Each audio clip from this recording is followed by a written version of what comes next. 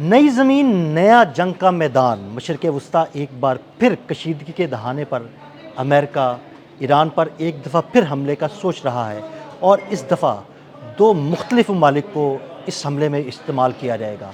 यानी ईरान को दोनों जानिब से घेरने की तैयारी मुकम्मल की गई है। कहाँ कहाँ से ईरान को घेरा जाएगा, इस बारे में अज़हर अली ख़ान से बात करते हैं। अज़हर भाई, ख़ित्ता एक दफ़ा फिर जंग के दहाने पर है। इस दफ़ा सुना जा रहा है कि दो मुख्तलिफ ममालिक की ज़मीन जो है ना, वो जंग के लिए इस्तेमाल की जाएगी ईरान के ख़िलाफ़। ये दोनों ममालिक कौन कौन से हैं और किस तरह अमेरिका ईरान पर हमले की प्लानिंग कर रहा है?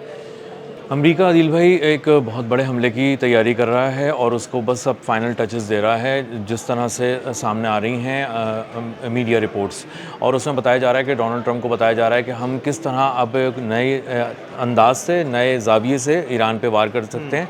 और इसके लिए इस्तेमाल हो रहा है तेज़ और मुख्तसर हमलों का एक टैग लाइन कि हम तेज़ भी करेंगे, मुख्तसर भी होगा, जल्दी जल्दी उसको समेटेंगे, लेकिन बहुत तबाहकुन होगा, तबाहकुन हमले होंगे। इसके लिए उन्होंने देखा कि पहले हम कहाँ से हमले करते थे, वो करते थे मशरिक़ वस्ता से हमले और इसराइल से हमले, लेकिन इस बार उन्होंने थोड़ा सा चेंज कर दिया क्योंकि उनके बहुत सारे जो इत्तेहादी हैं वो बहुत नाराज़ हैं और वो कह रहे हैं कि आप हमें प्रोटेक्शन देने में नाकाम हो गए, आप हमारा तहफ़्फ़ुज़ नहीं कर सके, ईरान ने हमें निशाना बनाया आपकी वजह से, क्योंकि आपने यहाँ से हमले किए थे।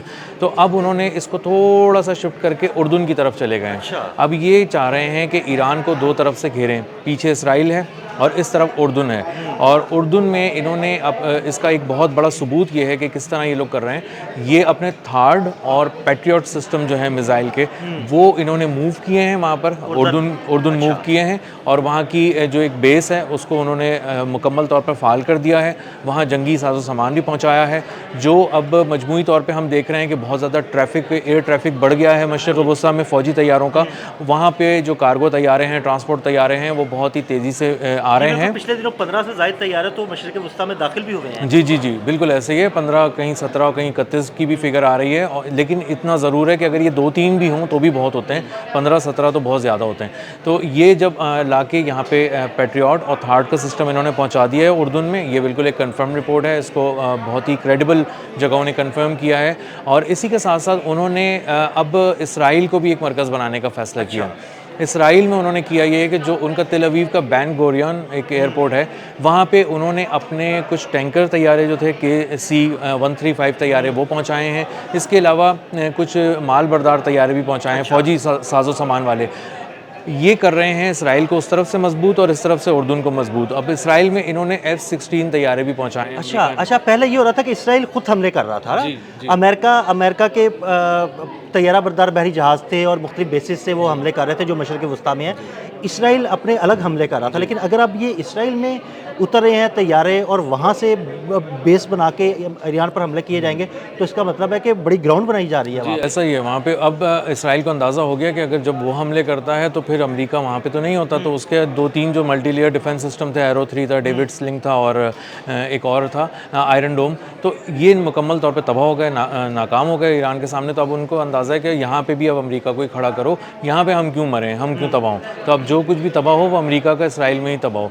तो अब इस अमेरिका को इंगेज करके नेतन्याहू इसराइल में भी ले आया है, यहाँ पे उसके तैयारे खड़े हुए हैं, यहीं से वो हमला करेगा F-16 के ज़रिए अगर वो करते हैं जब भी जंग छिड़ती है दोबारा। और दूसरी तरफ से वो उर्दून जो कि बहुत ज़्यादा बेबस है, अब अपनी बेसिस दी हुई हैं उसने, और वहाँ से ये लोग बड़े पैमाने पे हमला करेंगे।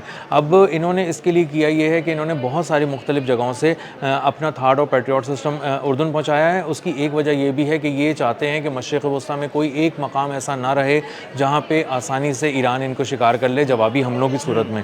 इसलिए ये चाहते हैं कि ये मशरिक़ वस्ता में इसको फैला दें और अमेरिका जो है वो उर्दून की तरफ भी आ जाए। पिछली बार हमने उर्दून में बहुत कम सुना था कि बहुत सुना था अटैक एक किया था उनकी एक एयर बेस पर, लेकिन ज़्यादा हमले नहीं हुए। जी, ज़्यादा हमले नहीं हुए थे। तो अब वो उर्दून को चाह रहे हैं कि वहाँ का मैदान गर्म हो जाए, अगर पिटे तो उर्दून पिटे, और इसलिए अमेरिका इस तरफ चीज़ों को बिल्डअप कर रहा है, अपना मिलिट्री बिल्डअप कर रहा है। और ये एक इंतहाई तशवीशनाक बात है क्योंकि ये दोनों तरफ से ईरान को घेरने का ये लोग प्रोग्राम रहा। अज़हर भाई, मशरिक़ वस्ता से पहले हमले किए जाते रहे, लेकिन वो ममालिक अब अमेरिका के साथ उस तरह से नहीं खड़े हुए, लेकिन यूएई बज़ाहिर तो ऐसे ही लग रहा है कि वो अमेरिका और इसराइल के साथ खड़ा हुआ है।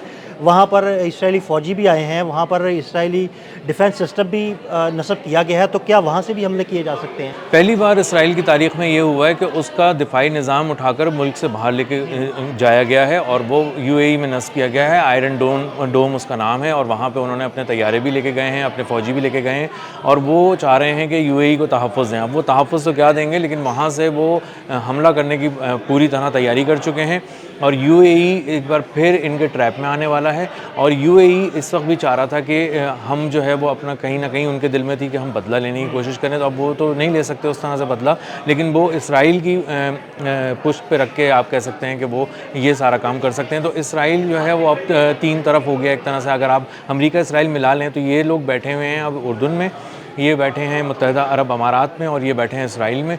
और ये आपने बिल्कुल सही कहा है कि ये वो एक मैदान वहाँ का गर्म हो सकता है, वहाँ से भी हमला किया जा सकता है, लेकिन बुनियादी तौर पे अमेरिका ये सोच रहा है कि वो उर्दून और इसराइल के ज़रिए दो तरफ से करे, क्योंकि मुत्तहिदा अरब अमारात को कहीं ना कहीं ये खदशात भी हैं और ये उनका इजहार करता रहा है अपनी नाराज़गी का कि आपने अपनी वजह से हमारी पूरी इन्वेस्टमेंट की ऐसी तैसी कर दी, हमारा जो पूरा एक एम्पायर हमने खड़ा किया था, एक तिलिस्माती निज़ाम खड़ा किया था, वो सब ढह गया है और अब पता नहीं कितने दिहाइयाँ लगेंगी पूरी तरह से सरमायाकारी को दोबारा लाने में और लोगों का एतमाद जीतने में।